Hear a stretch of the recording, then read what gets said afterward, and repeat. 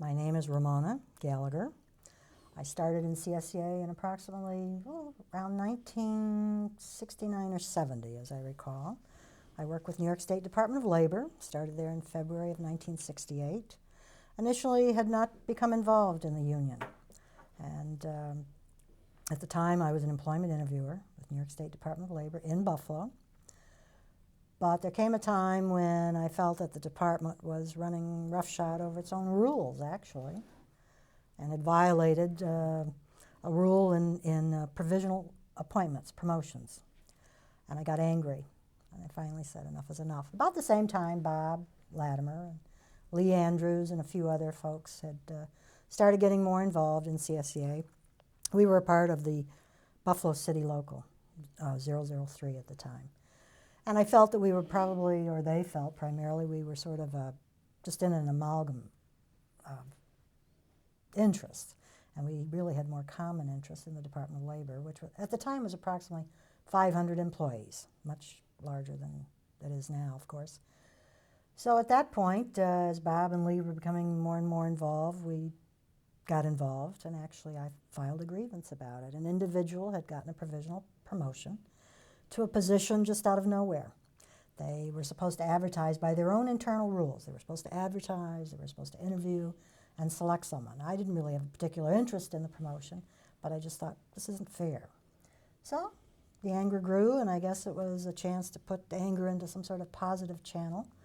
And at the same time, they were working hard to develop a unit within the local, which Bob and Lee finally were successful in pursuing, although CSEA and certain individuals within CSEA were fighting that all the way. Probably because, I mean, from their perspective, they didn't want to see larger locals broken up into smaller units. So I suppose that's an argument to be made, but we felt differently. Bob and Lee prevailed, eventually going to the Charter Committee, and eventually the Buffalo Department of Labor, Local 352, was formed. And I became active in that, I think probably first as grievance chair or secretary, I'm not sure originally, but at one point I did serve as grievance chair. And then eventually when Bob and Lee kind of moved on to bigger and better things, I did serve for a while as the local president. When was that? That would have been, I'm thinking 73 or 4 maybe. Probably somewhere around 74, 75, 73, 74. I had served in a number of capacities. I think probably the position I most enjoyed was grievance chair, because I thought that really was dealing with the individual's problems, and that we needed to develop that. So I was active in that. Became active in labor management at the Albany level eventually, when we had an active labor management committee. At that time, Bob and Lee were also active on the labor management committee, so we went to Albany a number of times. And I remained active in the local really for a lot of years, but I purposely did not want to serve more than I think it was one term as president. I thought it was good that that be rotated. I'm not of the old school that you stay in forever and prevent other people from participating. That was never my style. But I became active then probably, I want to say around 1977. And I think that was about the time that McGowan was close to being elected. He might have been president, or I think he was elected president. But I became active in the Political Action Committee on a statewide level. About that same time, we started feeling that political action was really the place to be for the Public Employees Union. I think that would be about right, 77, 79. And I was appointed to the Statewide Political Action Committee, along with Marty Koenig at the time, who had come out of Monroe County. He was president of Monroe County. I think Bob was elected then about that time. Was it 77, I want to say? Right around there, 77, I'm not sure. To, at the time, the conference, as the conference president, soon to become a region, when Bill McGowan went to Albany. That's really basically the timing, as I recall. The dates may be a little fuzzy, if memory serves me correctly. Marty Langer, at the time, was appointed the chair of the Political Action Committee. Just a fantastic individual. Just had everything right. I mean, his heart was in the right spot. Intelligent, just intelligent. Able to work with lots of diverse people. And Marty wanted to do good things with the Political Action Committee. And that's when we first got started. There wasn't a lot of teeth at the time. And I'd have to say that probably for my own part, one of the really things I was proudest of was participating in the political action program. At the time, Hugh Carey was elected governor. It was a very tough time, came in really, had to clean up a lot of mess financially. And that was a very tough call. I mean, we were active at the time that Hugh was interviewed. And internally, really, there was a big battle between Perry Duryea, who was a very fine Republican from Long Island, and Hugh Carey, and that's really where the race came down. And I remember internally the interviews, a great committee, diverse committee. Trying to remember some of the names who were probably on that. I'll probably forget some. So, but in any event, we had an active political action committee. We had some really good, intense interviews, and it came down to the wire, and Hugh Carey got our endorsement from the Political Action Committee, which we made a recommendation to the convention at that time, and all hell broke loose. Oh, there was such a division. There was such a division because Long Island, and of course Republicans on Long Island, really wanted Perry Duryea. As I said, he was a very fine candidate, but it came down to one question. It had to do with putting a cap on the budget, as I recall, some sort of cap on spending. And Hugh Carey was the one that said no, he would not be in favor of it because it might be an emergency situation. So it shows how some things can just come down to one issue internally. But it was a big battle, and that was probably one of the first major real endorsements CSEA had made. I think prior to that time, and in all fairness, the people who were very active in political action, it was more of a social kind of thing. I mean, they met people and they could make endorsements, but there was no real teeth to the program. And so I think eventually that was part of what we saw was there had to be some way to have some money involved to back up really your endorsements, in addition to the volunteer help, which was important. So all those things kind of gelled at the time. Bernie Ryan, who I knew and respected, of course, very much, having worked with him when he was a collective bargaining specialist, or whatever the title was at the time. Actually, Bob had worked with him, but I got to know Bernie Ryan and Jack Carey and lots of the folks who were very active in the collective bargaining. All very talented individuals. I knew and respected Bernie, and he kind of segued over into political action. Jim Featherstone Hall was there at the time. Very talented, bright individual. And Jim was the kind, if an idea sparked his interest, he would go all out for it. But if it didn't, he could care less. But I knew and liked Jim Featherstone Hall very much. So we had a very successful, and Steve Wiley was another very talented attorney who worked with political action. Great deal of respect for Steve Wiley and his abilities. He was involved a little bit more in the lobbying end, legislation. In any event, it sort of evolved, and over a period of time, one of the things that we tried to work on was how do we get some political action monies to fund it, other than people making just voluntary contributions.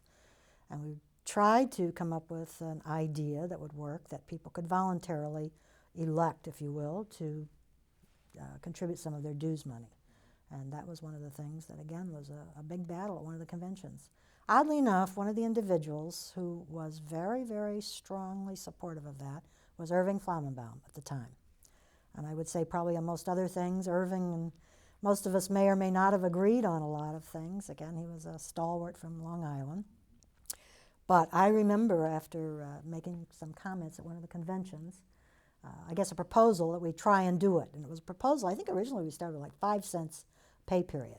And people could voluntarily indicate, well, on their dues, when they elected to pay dues, if you will, that I voluntarily asked that 5 cents be contributed to the Political Action Committee.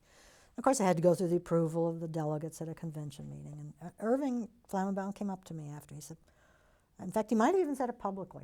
I think Ms. Gallagher, Ms. Gallagher might have a good idea there. And he came up and talked to me. And so he was supportive of the idea. And I think that was what probably was very helpful, because that was an area that, I don't want to say upstate, downstate, always had their fallings out, which we didn't. But Irving was very supportive, and eventually that passed. There was a gentleman out of Department of Transportation in Western New York, a John O'Hare, who was also very supportive. So 4 or 5 of us kind of got together, and we tried to work on the language and what would be the legalities of it. And And we were concerned that it'd be a voluntary thing. It wasn't something that we wanted to really impose on anyone. If they didn't want their 5 cents going to it, they didn't have to. But I think that was the beginning, sort of slow baby steps in developing the political action aspect of it, and the monies, which now, of course, it's far exceeded anything that I anticipated. But that put a little bit of the teeth behind it, that we were able actually to back up endorsements, not only with the volunteer support, but with hard cash, which makes a difference in campaigns. However way you want to look at it, it costs money to run for office. And that was actually what got you access to talk to people. And I can talk all the way around it, but that is, at least they listen to what you have to say. And I think that it was, CSEA was sort of considered the sleeping giant, if you will. And I think until it actually got the money, along with the other emphasis on political action, that it was indeed a sleeping giant. And I think it kind of awakened. I think recent history has shown that. It's been active and effective in campaigns all across New York State. Called a special interest, but who isn't a special interest, I ask you? I mean, it's so galling. American Medical Association is a special interest. Lawyers are a special interest. Banking is a special interest. Why shouldn't unions, who really, I think, do purport to have the best interest of working men and women, have the right to have their voice heard too? If that's what it takes, so be it. I'm talking too much, probably. No, that's good. You gave me an outline for the whole interview now. So let's go back now to when your first grievance, and you said there was opposition, but you didn't mention anybody that was opposed to the idea of fighting the Department of Labor. Back with your first major grievance, you said there was opposition from some people. Who are those people? I want to get the stories about who you had to. Oh, in terms of becoming a local? Whatever opposition you had. I mean, I think you started talking about it with the grievance at the Department of Labor. Oh, with the grievance, I don't know that was, I guess actually what happened with that was I did file a grievance. And said we should take this forward. At the time, the superintendent and the assistant to the superintendent, Doug Winokur, I believe, was the superintendent at the time. Israel Goldwater was an assistant superintendent, or whatever they called him at the time. I can't remember now. People who wanted to stand up These were for the it. management folks, right. And I think, I think this was probably the first time something had been brought to them, and I can remember even feeling very nervous, sort of knees knocking sort of thing. And it was initially just, sort of first stage, and so I had to do my homework. I didn't really know the first thing about filing a grievance.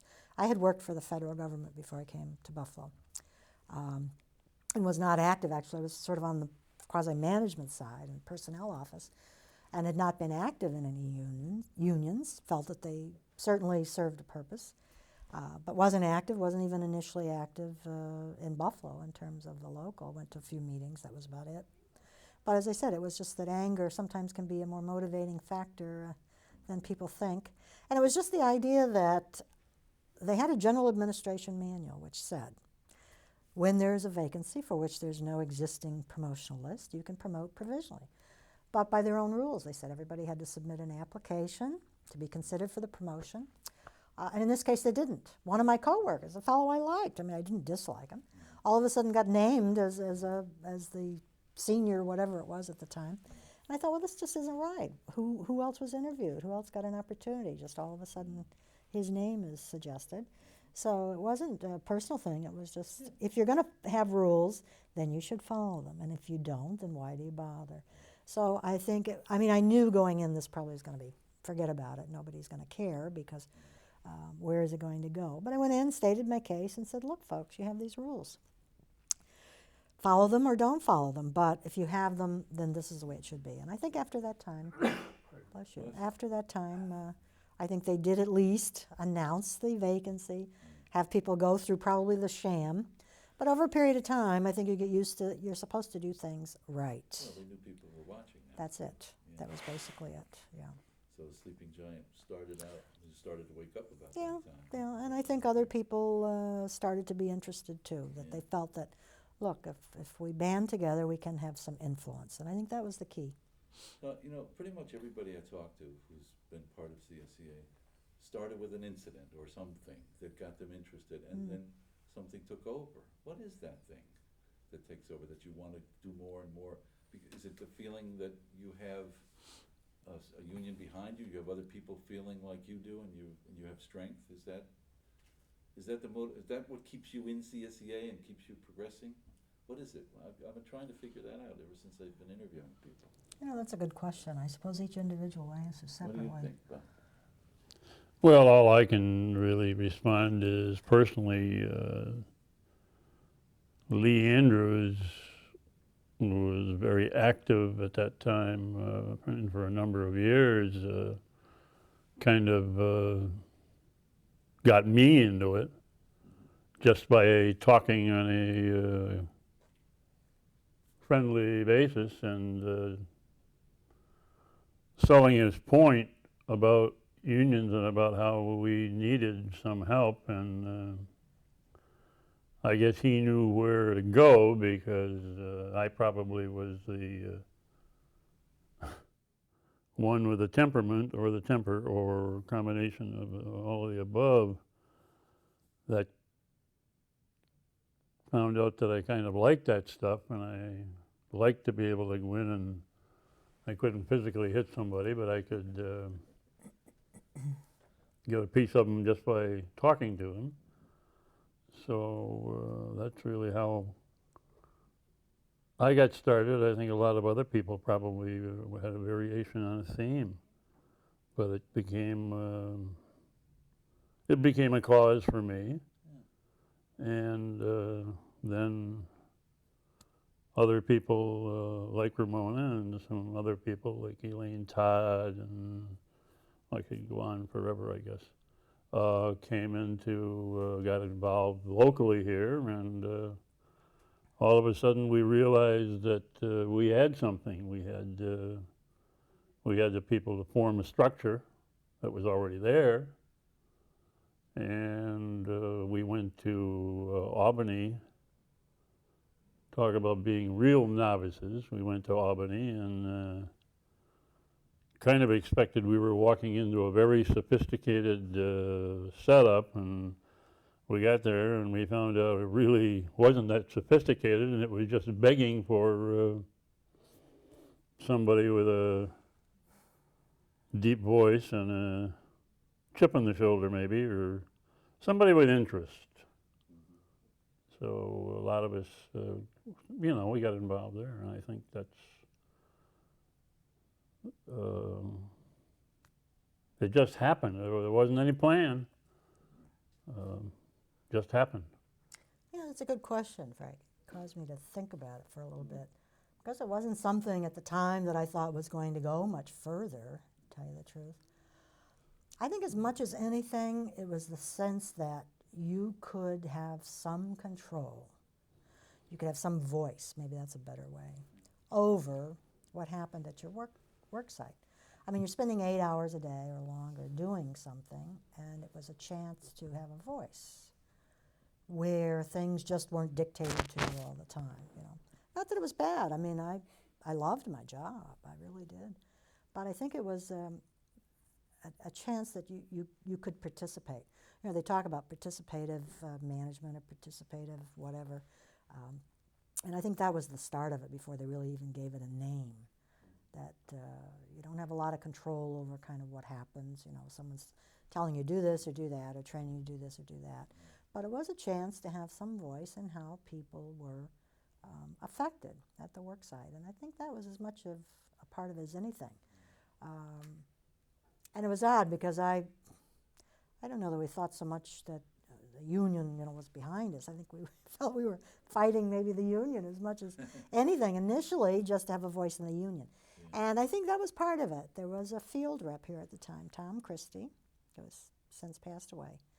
But he was the field rep, and he as much as told Lee and Bob, you know, if you want to keep squawking about it, you can keep squawking about it, but if you want to do something about it, you better get in the ballgame.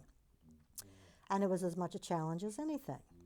And those were very true words that Tom spoke. So I think that as much as anything was a challenge, like, okay, you want to go talk about it all you want, but if you really want to do something about it, then you have to get in and play the game. And I think that was the other part of it. We wanted to be a part of it. And I think people either love it or hate it. I mean, think they want absolutely nothing to do with it, a union, or you feel that it can, that there is strength in numbers. And there is a lot of truth to that you have that support. Well, I know myself, I can remember today, I can see them. There were two guys running the Department of Labor. One was named Winokur, and the other was Goldwater. And they were just little variations of Hitler. And they thought that they were better than anybody else, and they didn't mind putting you down. And they didn't mind telling you that you didn't have a prayer in hell, in so many words. And I think that got me, much as anything, that I had those two guys, both of them were 5'1", but I had them right up to the top of my head. And so, you need motivation. Sometimes you have to go to the worst possible place to get it, but that was a large part of my motivation, to be able to walk into their offices and tell them point blank what I had in my mind and what I thought they should have in their mind, which I chose once in a while.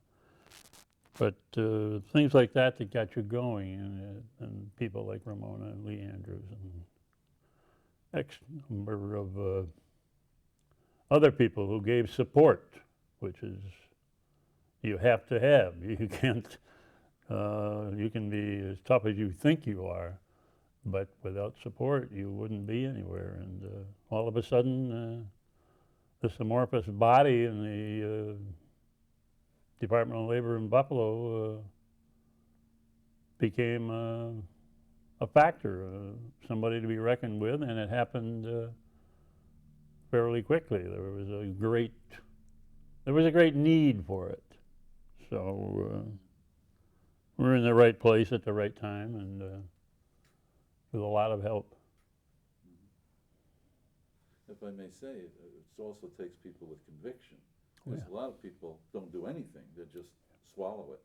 But if you have conviction and the strength, I mean, you can be Joan of Arc, but you got to have the French army. Oh, yeah. You're absolutely correct. Yeah, you're right. And that's the Yeah. common thread, Yeah. I think, or the uncommon thread with the people I've been talking to, is they have conviction, and they use that strength behind them to make their point. You had to, you're right, that's a good point. You really, I think, had to believe in what you were doing, which was very easy to do for me anyway. I can't speak for anybody else. But as you go in day after day and you just observe what was going on, you weren't even, people didn't even know what you were observing, but you could see what was going on, and it was a fiefdom. It wasn't a democratic process. And talents were being wasted, and if you walked a certain way, you got the gravy, so to speak, and if you didn't get it. So all these things that added up for all of us. My counterpart, Lee Andrews,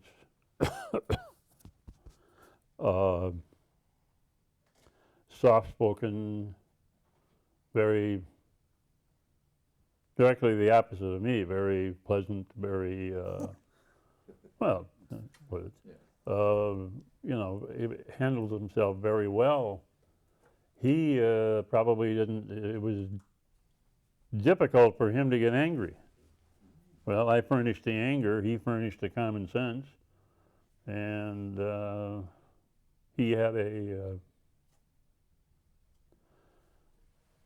real vested interest in his own fashion. Two different types of people. And we worked together for years. We're still good friends.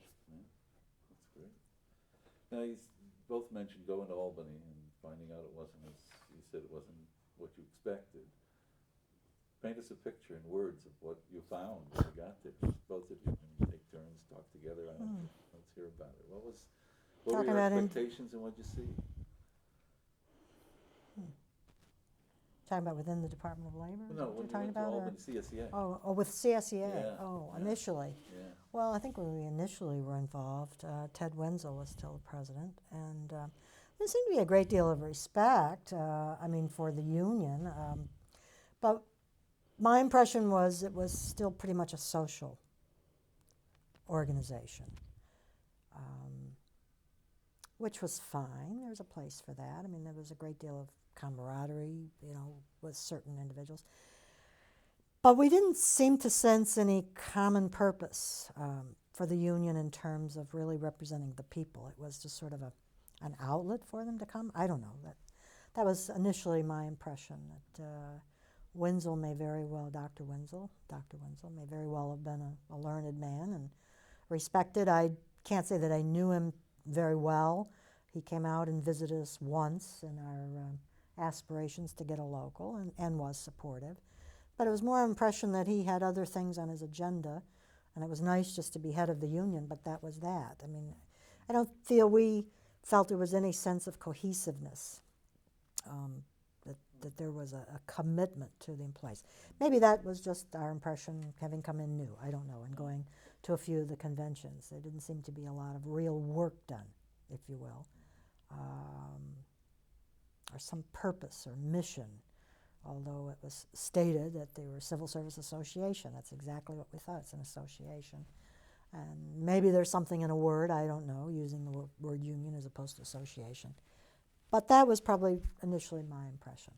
And that we should be involved, that there really was no voice out here. I think that's kind of the way we felt. More of an impression from Western New York. There was really no viability within the organization.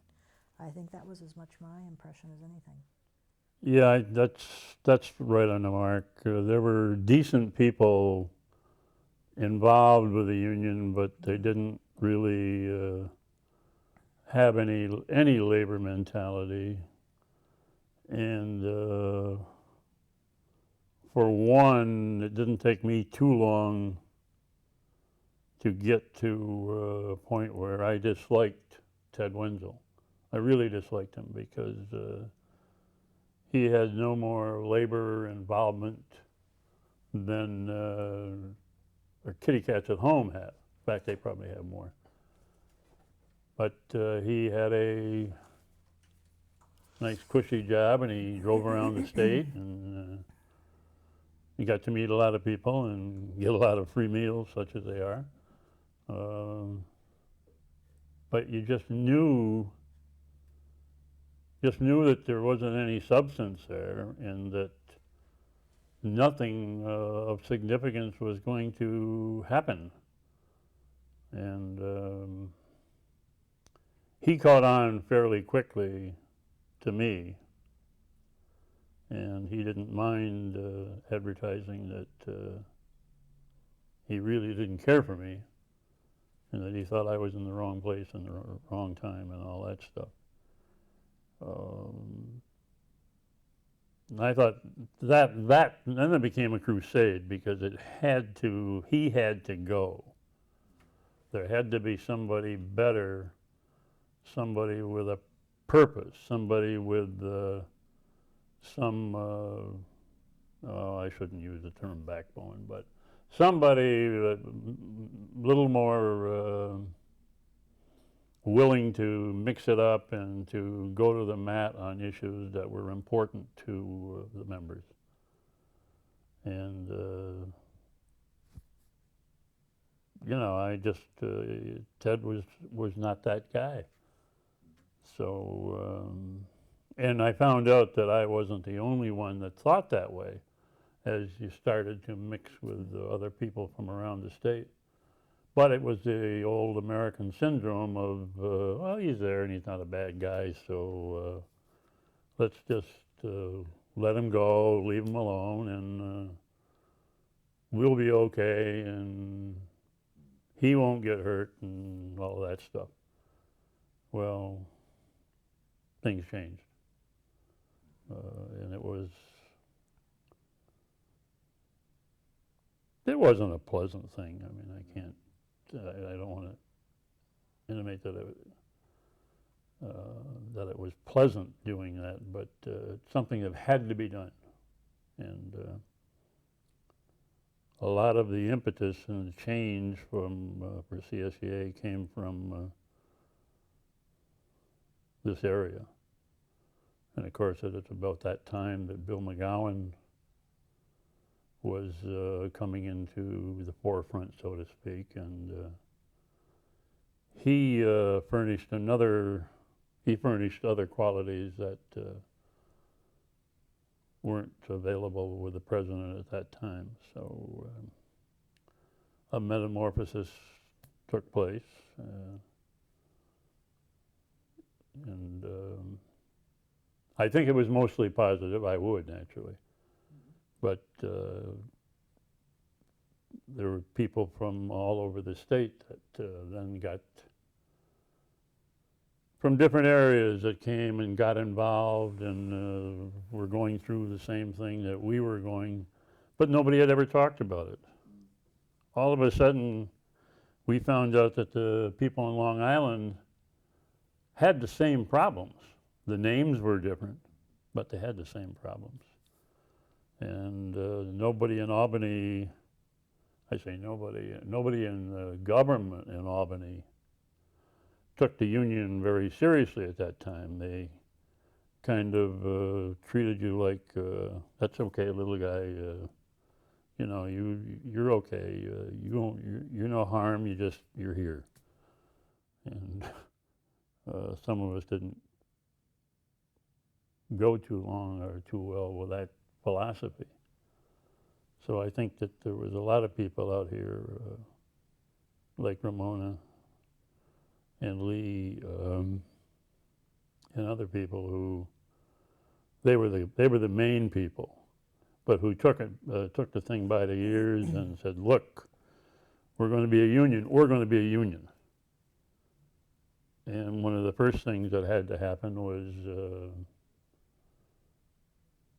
the clubhouse in Albany, and then on Elk Street, needed some modification. Well, you just realized you had to change it at the top. It was time. I mean, that happens in organizations. It was just, we believed he had been there long enough, and as Bob said, at the same time, as I said before, I think timing is everything sometimes. You're just in the right place at the right time or the wrong place at the wrong time. But at the same time, we were becoming active. We were becoming active in, at the time, what they called the conference, the Western Conference, which was the structure where presumably the local chapter president went to sort of a regional conference, if you will, which is now the region. And at the time, we didn't even realize there was much in the way of that kind of structure. I mean, we never heard anything about what happened at a conference. And our first experience was, no, members can't come. You have to be the local chapter president. You're not allowed. Well, we took umbrage at that. It was like, you got to be kidding. This is supposed to be our union. We can't come and find out what people are talking about. And of course, that caused such an outrage among the powers that be at the time that we took it upon ourselves. We found out when there was a conference. At the time, Sam Grossfield, who was with the Department of Labor in Rochester, was the conference president, I think. Actually, it was probably somebody before him, a couple people before him. And we just showed up. We went to a conference and said, we're members. We have the right to come and find out what's going on. So all of this was kind of happening at once. I mean, we were becoming active out here, interested in what was happening on a regional basis, Western area. Bill McGowan was gaining strength through the mental health ranks, and he was at West Seneca Developmental and got elected president out there, began to, you know, exercise some authority and strength, and then he eventually got elected as the conference president because we wanted to get rid of Sam Grossfield, who we thought was really not doing much. Again, just sort of a social event. You'd go to a meeting and anything you brought up, well, take a note of it, send me a note or something, and I'll get back to you, which of course never evolved. So all of that was happening at the same time, and I think it was, as Bob said, just a realization across the state. Look, Ted probably served a purpose. Dr. Wenzel was here at a certain time. I can't relate to that because I wasn't a part of it, but we wanted something more. And then the something more became, we need to push for a candidate. Bill McGowan became that candidate and was willing to be that candidate. And in fact, when he was elected as the conference president out here, I worked sort of as an unofficial secretary to him for a while. And I can tell you that it was you know, it was tough to have a full-time job for him to do that, and then be the conference president. And so we'd get together really at his convenience and mine and do correspondence, you know, and try and get it out. So all of that was happening at the same time, I think. That then the realization that we needed more than just a conference. You needed to have a region, some structure, people that would be a real part of the union. So all of this came about at the same time. It was actually, when I think about it, I guess it was probably a lot fulminating at the same time, if you will. Yeah, they would tell us. Happening on all different fronts. They would tell us that we couldn't go to these region meetings. Like they had one, remember, in Canada, which we didn't like at the time. And they told us we couldn't come. Well, why the hell can't we come? And then it started to, you know, get that stuff everywhere. And the blood started to boil, and thank God there were people like, with common sense and abilities like Ramona and Lee Andrews and Elaine Todd and some other people who put their talents on the table, and you know, all of a sudden people started listening to each other and saying, hey, look, we kind of want the same thing. And then by the time we really went to Albany and started to get involved on a statewide level, we weren't surprised at what we found up there. You found a lot of good people, but you found some other people who were in it strictly for whatever they could get out of it. And that's America, that's life. But it was pretty disconcerting to us at that time, because we were the saviors. We were on the white horses. We were the knights, and all of a sudden we're finding out that our side doesn't all have white horses and knight status and all of that. But Yeah, there were a lot of other people who were involved. yeah. I mean, in terms of, well, Joe McDermott was involved at the time. Sure. John Wolfe was involved. Jim Courier out of Syracuse. And there were a series of meetings just to kind of get ourselves organized and try to move something forward. So yeah, we came there in were- there touch were with people a who were group interested. out of New York City who had a number of people who wanted to change things, and they were very helpful and very instrumental in changing the organization. And of course, at this time, I'm really talking more about just people from the Department of Labor. But at the same time, we were finding out, you know, that mental health and mental retardation had a tremendous nucleus of people, and local government, untapped resources. So we had there was a tremendous amount of talent in this organization, and there always has been. It's just a matter of being able to help them, work with them to get to the front, get to the fore, and be willing to put it on the line sometime. And they came forth. We were extremely fortunate. Exciting times. Yes, Yeah, they were. Yeah, they were. Yeah. There was a lot of controversy, and there were a lot of knockdown, drag-out battles, and there were certainly lines drawn in the proverbial sand, and it's us against them, or you against this person or that person. It seemed to be. I mean, Yeah. but at the same time, I mean, there did seem to be a realization that it was a good cause. I mean, that it was for a good purpose. Yeah, You know. it's a big turning point. And everybody did serve a purpose. Yes. You know. At the time, you don't think that they do, but Both sides. when you do reflect, it was good. It was probably good to have those battles. They were healthy. They were that. I mean, they were out in the open. I'm sure there's a lot of stuff in the background too.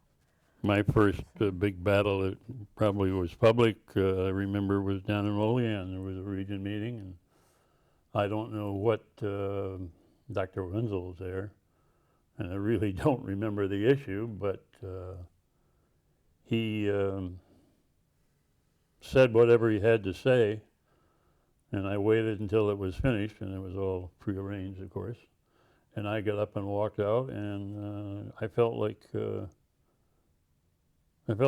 because there were X number of people. Half of the meeting went with me.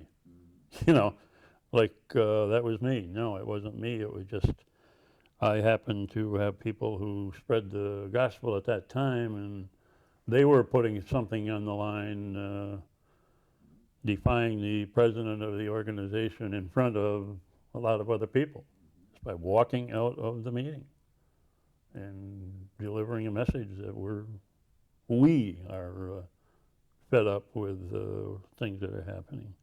And I don't mean to say that it was all bad, because it wasn't. It couldn't have been. If it had been, wouldn't be in existence today.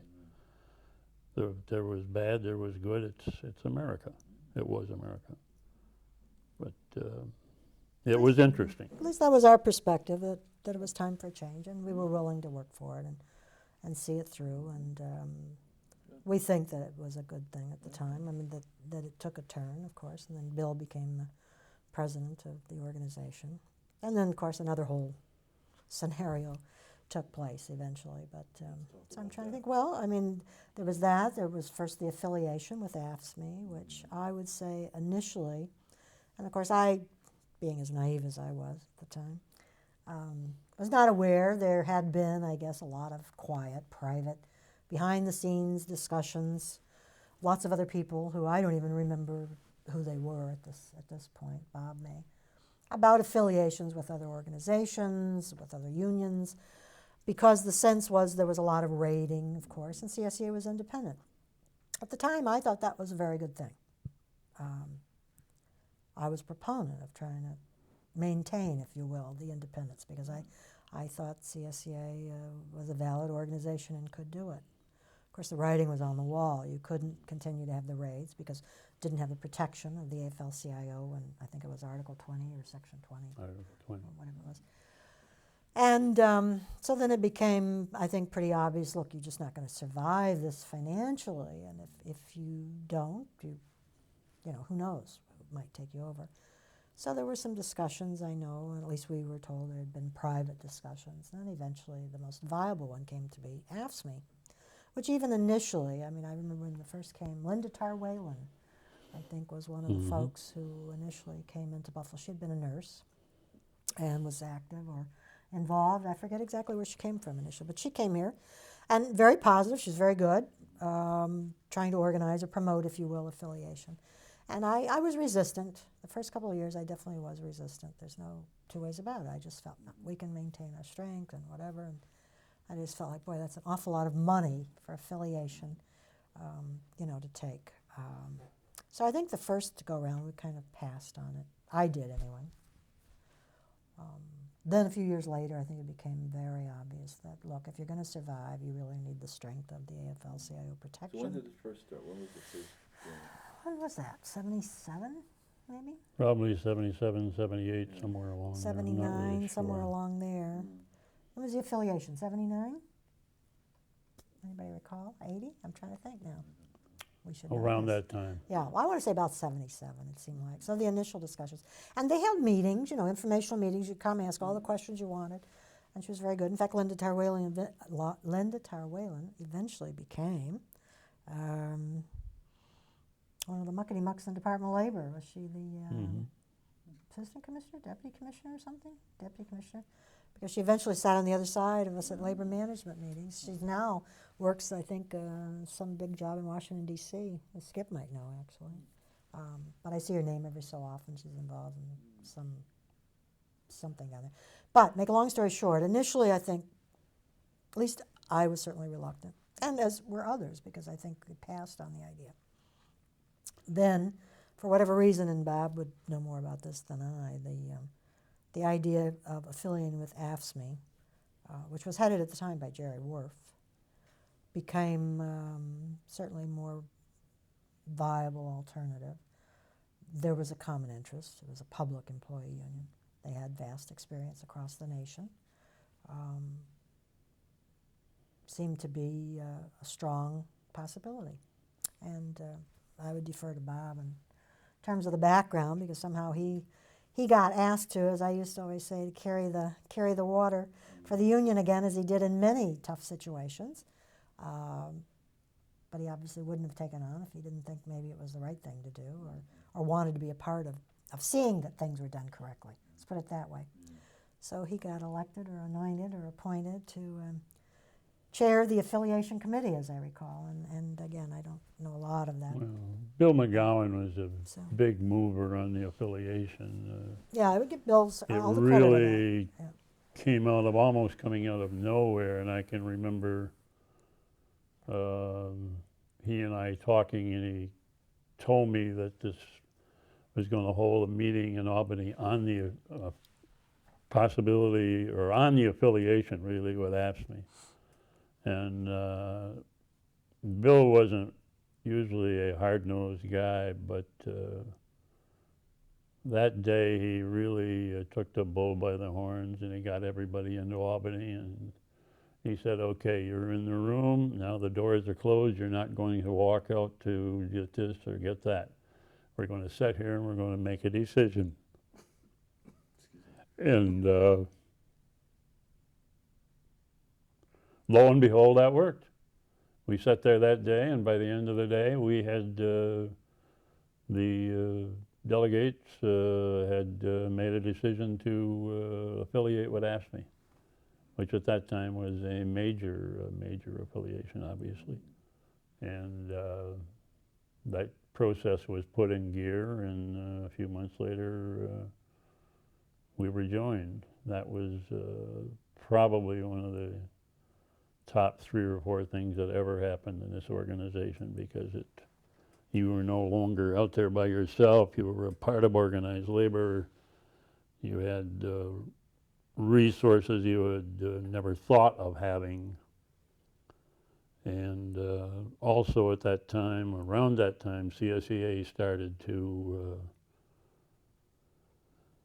I won't say reform, but they started to hire some staff people and attorneys like Romer and Featherstone Hall, who became very important to the organization, all came on board, and all of a sudden you had a group working for the most part together with a lot of internal battles happening in rooms that nobody, well, somebody probably heard about, but most of it just kept our mouths shut when we left the room, because you had to go through that process. It was a major change in style, lifestyle, major change in how we operated, major change in what we were doing and where we were going, and all the various vehicles to get there. So they were, it was exciting, frustrating, as it was life. But the people that were there, led by McGowan, who was a stalwart at that time, and did not back away from the fact that we are going to become a part of the labor movement. We're going to become a viable part. We did. At the same time, one of the other big issues, certainly as a personal issue, Bob and I both were members of the Professional, Scientific, and Technical Unit, the old PS&T unit of CSEA, which had had a couple of representation elections and raids.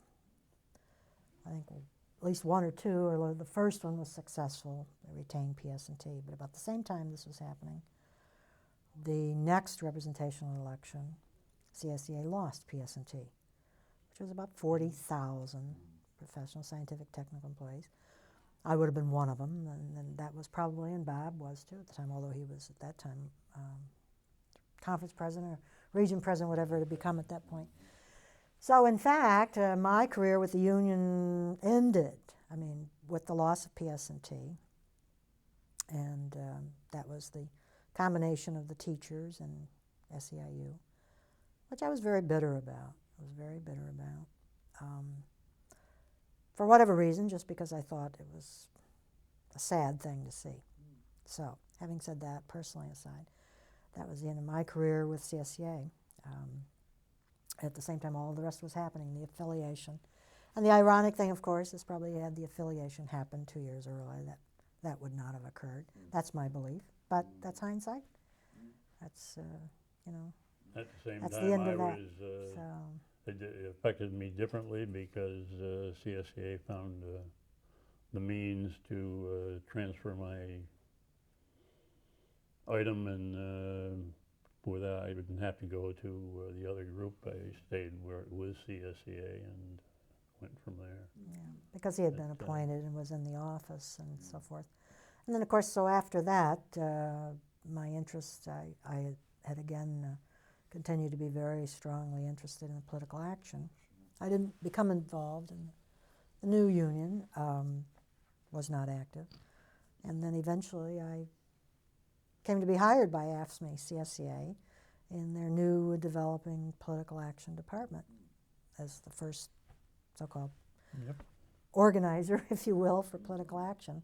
So I traveled the state of New York, and with the affiliation, then I was employed sort of jointly by AFSCME and CSEA, worked in the political action office. And I think it was the convention in Anaheim, I believe.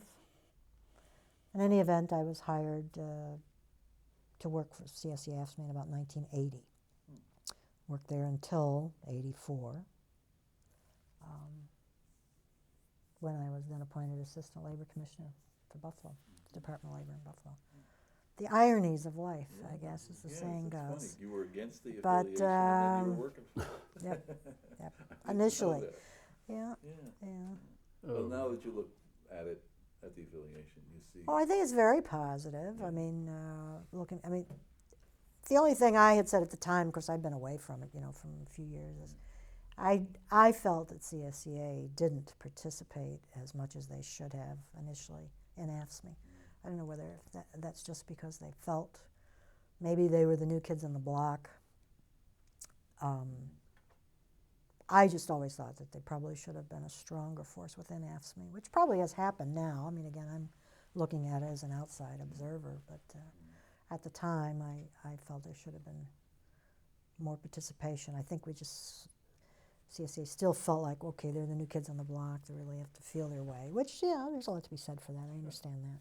So, Did we But, take yeah. a break for a few minutes? Yeah, fine. just collective And rolling. bargaining. And he's rolling, so. We're on our way. Yeah, who would you like to talk about? Oh, some of the people who I think were instrumental and very helpful to us. Paul Birch, initially, was a good friend when we first got started. He worked with the Department of Labor.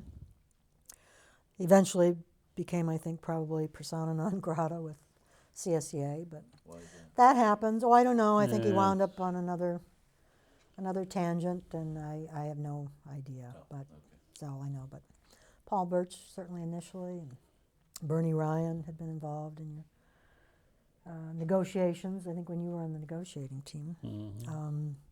Pete Blaber, who was an individual out of Local 3 here. And there were quite a few. Elaine Moutry was certainly a very talked to her. strong force. Elaine Come was in today. Good person.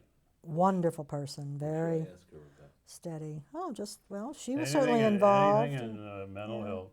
Yeah. Okay. And she, not only mental health, but she been involved in the union in a long time, and Yeah. she is one of the most honest, nicest people. Mm, yeah. Great. I look forward to talking to her. Very Jack steady, Carey. very purposeful. Yeah, well, Jack Carey. Jack Carey was a big factor in the union for many years. Yeah. In this issue. Yeah, Jack had. He and Bob were very, very close. That was a loss. Any stories that you tell about any of these people, your involvement with them? He's laughing over it. There must be something. They all, they were just people. They were their own people. They were, we were very fortunate as an organization to get people, and I say fortunate because I don't think there was anybody that ever had a plan. but ended up with a lot of people like some of the ones that we just mentioned who had an awareness of labor, loved working in the labor field, had talents of especially communication and being able to deliver their messages, the union messages, to a variety of individuals, especially members, which can be one of the most difficult things in the world to do, as I'm sure you're well aware, because so many people that you deal with have no, and they're not at fault, but they have no knowledge of labor, what it really means or what it really does, and these people were able to, at awkward times and sometimes without the support of, shall we say, leaders of the organization, they had to work like everybody else does many times, work around the leaders to deliver the message of labor and for labor and what was needed. And most of them, I would say, really did a heck of a job with it. The CSEA has been, I think, overall very fortunate over the years. Has hired most of the staff that they have had, and a lot of it has just been, a lot of it's been pre-planned, but most of it's just been luck, I think. People came to the front door and they were interested in labor, or they had been in labor and they wanted to come to work for CSEA, and then they would start working with mostly volunteers, which can be very difficult to do. I mean, I'm not putting down the volunteers, but they have to go through a process too, and CSEA has been very fortunate in getting a high, I think, number of volunteers over the years that I've been around. People that have worked, done very difficult work in all areas, like from mental hygiene to mental retardation to whatever other agency is available in the state of New York, and have been able to continue to make the organization thrive and go forward. Probably some people would disagree with that, but sure, there's been the 8 balls and oddballs, and I probably have been one of those over the years many times. But we've just had a tremendous amount of volunteer support. And the volunteers have blended, for the most part, blended very well with, or the staff has blended very well with the volunteers. Play a tremendous role in this organization. Yeah, and it says a lot about the organization. Yes. Yeah, good, good.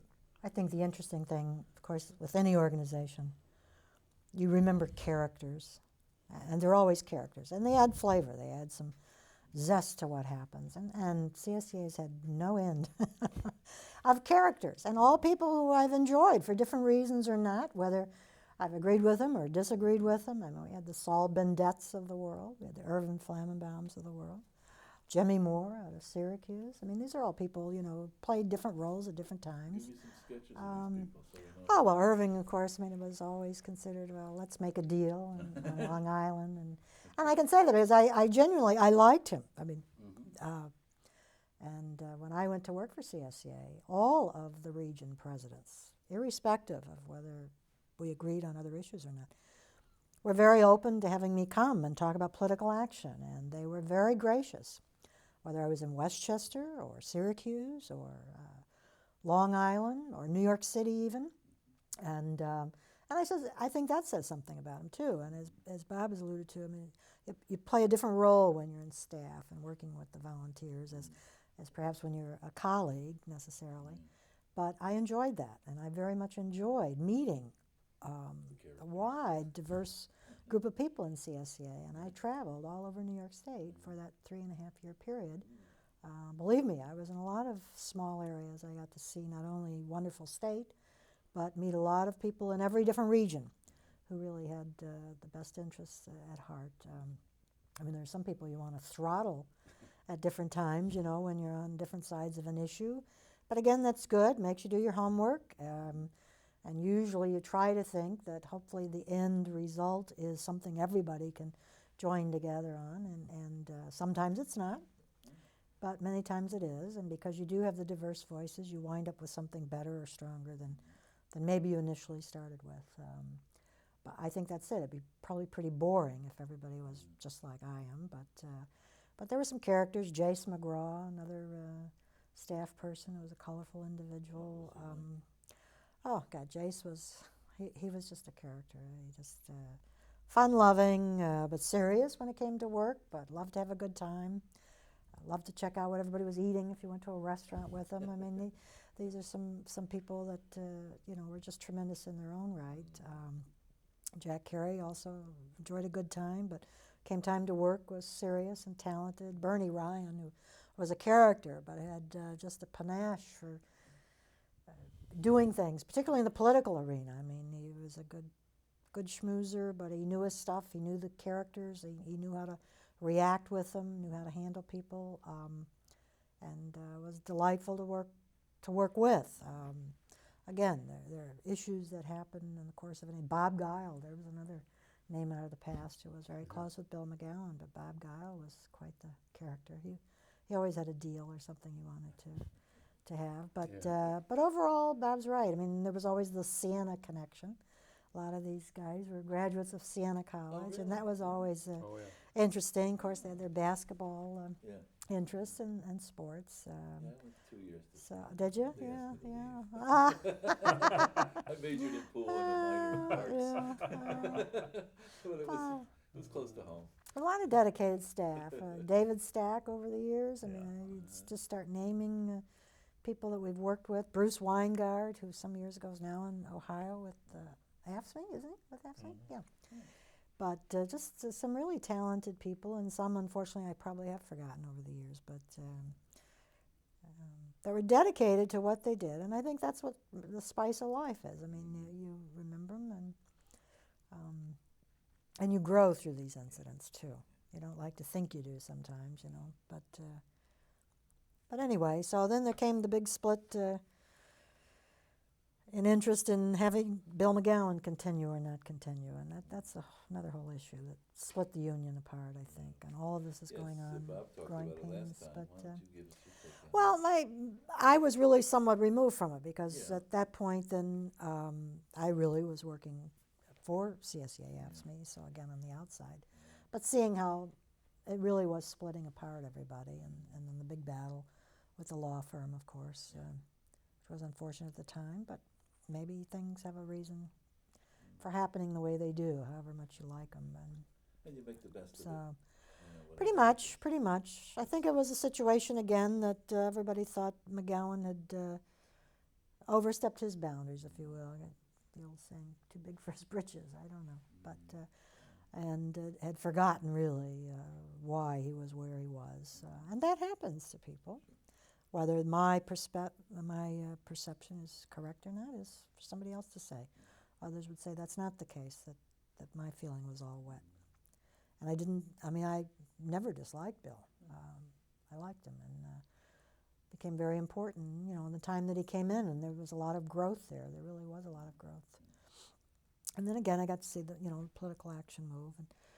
And then in 1984, of course, when I went back to work at the department, I was really not involved from that point forward. So, other than as an interested observer from time to time. So. All right, well, I'll ask you the questions I asked Bob last time. I think we've already covered what you're most proud of. in My your involvement career is political in action, yeah. being involved in helping develop a viable local with Department of Labor, just getting interested, labor management issues, but political action, I think, having been there at a time to see that form. What are you most disappointed by? That I probably wasn't able to continue at the time in a career in labor. Okay. No control over it. Okay. And what do you think, just a very general question, but what lessons do you think CSEA's history holds for its future? I think they have to keep their eye on the prize. It's the simplest way I can put it. But you have to remember what you're there for. And that's simply to ensure the rights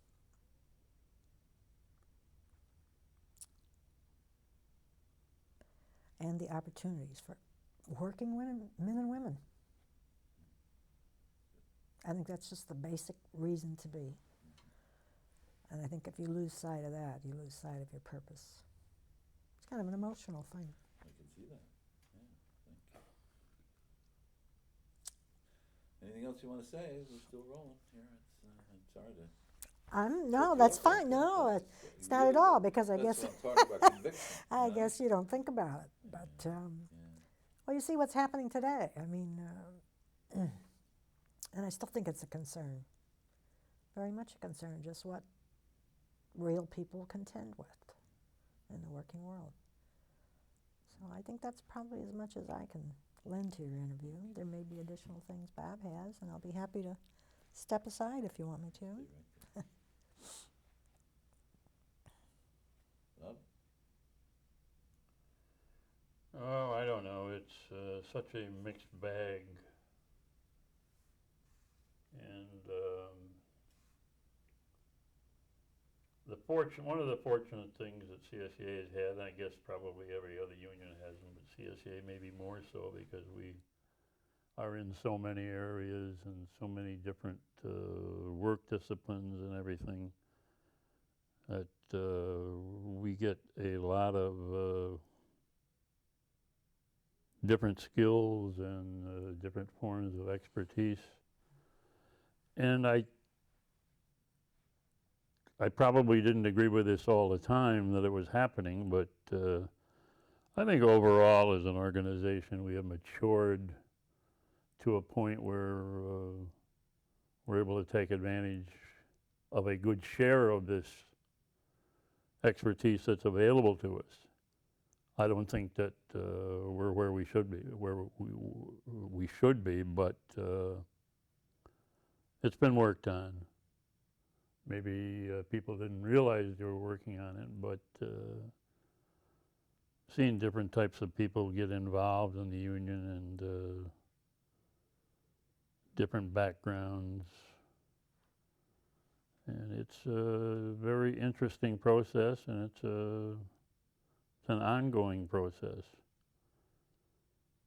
But at the same time, I think we're,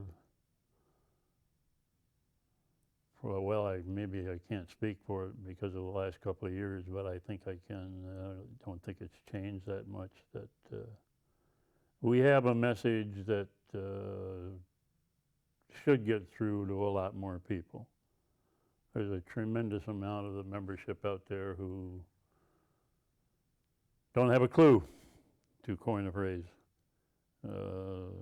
Things just happen, and they don't know how they happen, and they don't realize they happen, and if they're good, they don't care, and if they're bad, well, we know who to blame.